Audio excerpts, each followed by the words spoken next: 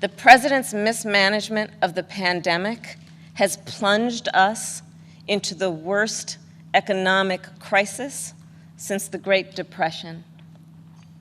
And we're experiencing a moral reckoning with racism and systemic injustice that has brought a new coalition of conscience to the streets of our country, demanding change. America is crying out for leadership. Yet we have a president who cares more about himself than the people who elected him.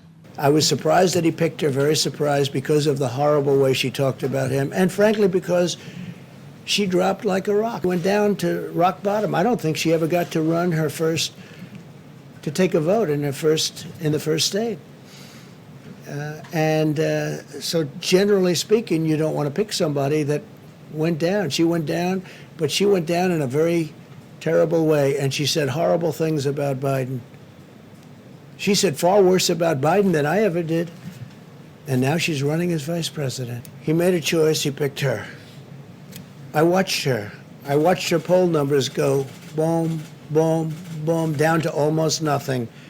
And she left angry, she left mad.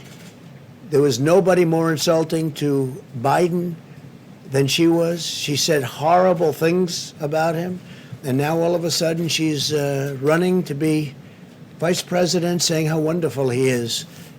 I thought it was a very unusual pick because she said such bad things, and you know better than anybody what, you won't write it because you don't want to do that, but you know better than anybody. She said horrible things about him, horrible things. And she mocked him, openly mocked him.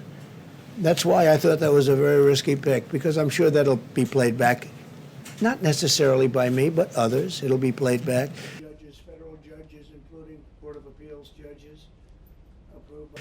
The other thing, if you look,